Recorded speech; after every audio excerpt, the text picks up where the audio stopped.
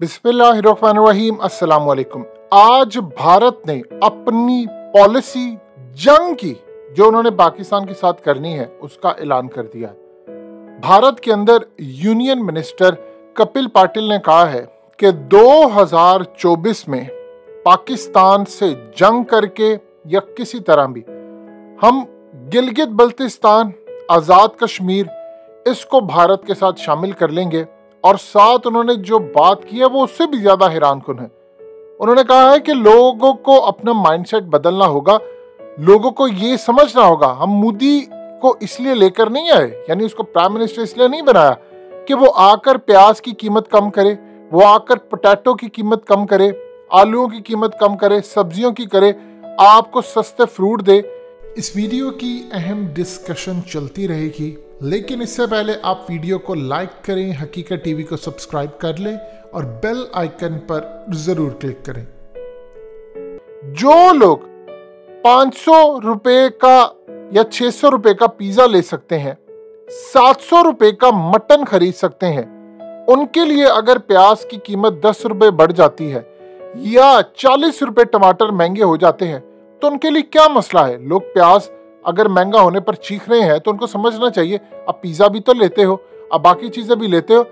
मोदी इक्तदार में इसलिए आया है कि उसने आकर भारत के लिए कुछ काम करने हैं और उन कामों में से एक है कि उसने आजाद कश्मीर, जो पाकिस्तान वाले जिसको ये कहते हैं पोक, पाकिस्तान ऑक्युपाइड कश्मीर कहते हैं, वो और उसके साथ गिलगित बल्तिस्तान इसको शामिल करना है भारत के अंदर और सीए इंप्लीमेंट करना है, कश्मीर का मसला हल करना है। इस मकसद के लिए मोदी आया है। आप अपने दिमागों से बात निकाल दें कि मोदी कम करेगा कीमतें, ये वो थोड़ा सा बर्दाश्त करें। जो मकसद हमारा है हम उस मकसद पे काम करने जा रहे हैं और 2024 के अंदर हम ये काम कंप्लीट कर लेंगे।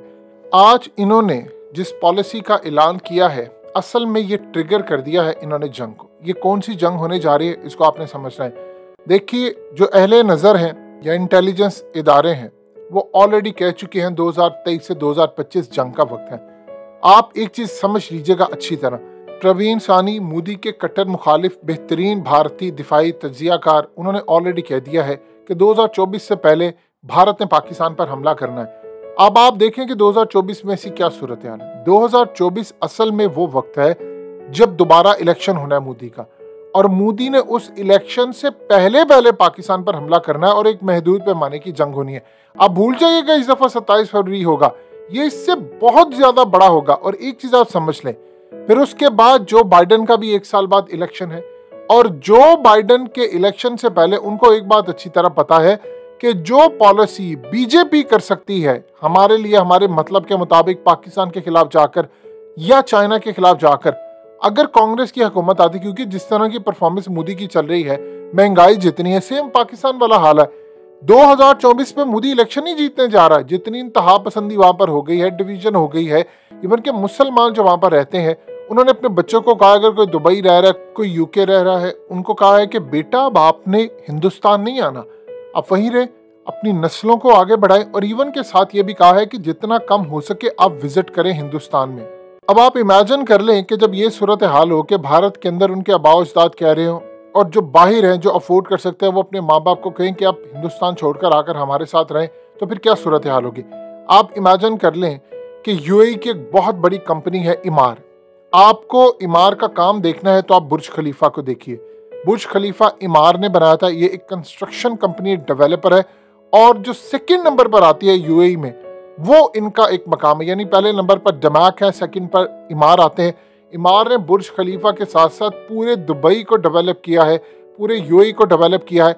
अब वो श्रीनगर के अंदर प्रॉपर्टीज बना रहे हैं, मॉल बना रहे, इतना बड़ा मॉल बना रहे हैं कि शायद आज तक भारत की तारीख में इससे बड़ा मॉल नहीं बना। आप जब भी यूएई जाते हैं आपको बिल्डिंग्स नजर आती हैं, बुर्ज खलीफा, और यही वो अट्रैक्शन होती है जिसकी वजह से दुबई में लोग जाते हैं। अब आप सोच लें कि श्रीनगर के अंदर वो मॉल बना रहे हैं, वहां पर मेजॉरिटी को माइनॉरिटी में कन्वर्ट करने जा रहे हैं, और वहां पर इस दफा जो काम करने जा रहे हैं उससे चीफ मिनिस्टर जो कश्मीर का होगा, मकबूजा कश्मीर का, वो बीजेपी का होगा।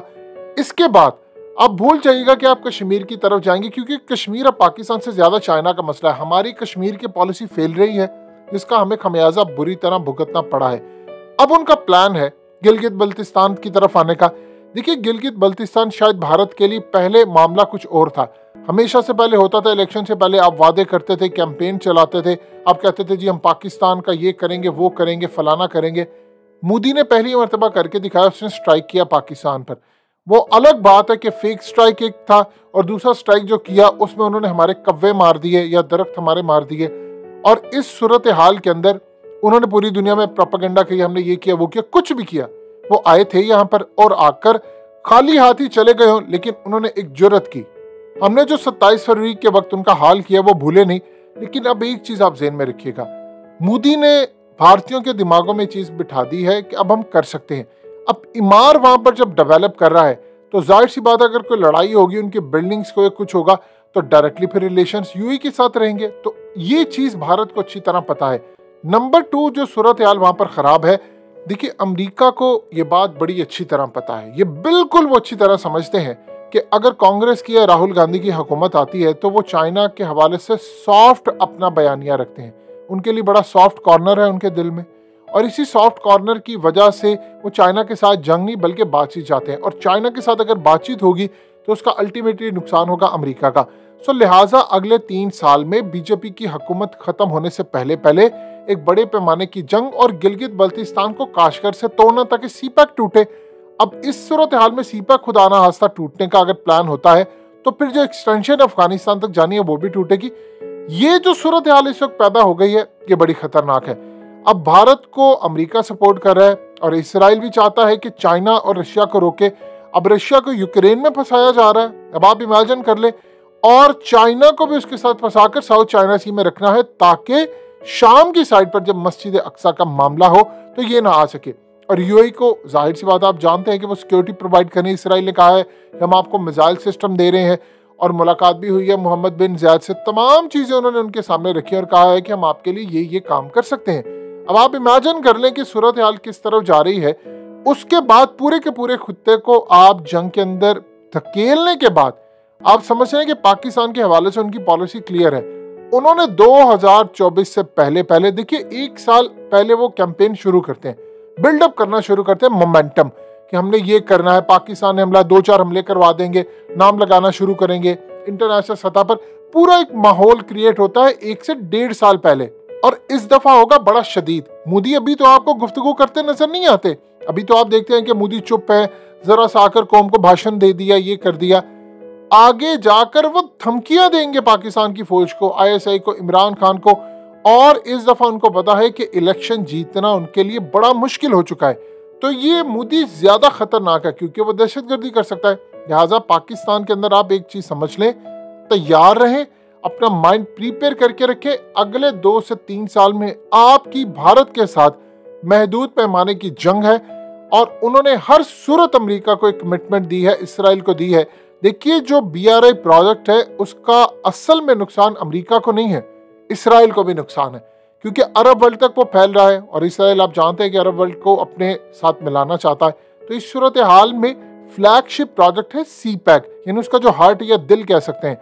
तो सीपैक को वो नुकसान अगर पहुंचाएंगे तो उनको अल्टीमेटली इसका फायदा होगा, क्योंकि शाम ने कहा है कि वो भी इसमें आ रहा है, यानी BRI और सीपैक का वो हिस्सा बन रहा है। अगर वो बनता है तो आप फिर भूल जाइएगा कि चाइनीज सिक्योरिटी किसी भी सूरत इसराइल को छोड़ेंगे। लिहाजा इस सूरत हाल में 2 बड़े ममालिक का इसमें दाव है, स्टेक लगे हुए हैं, और वो चाहेंगे कि ये हमला हो जाए।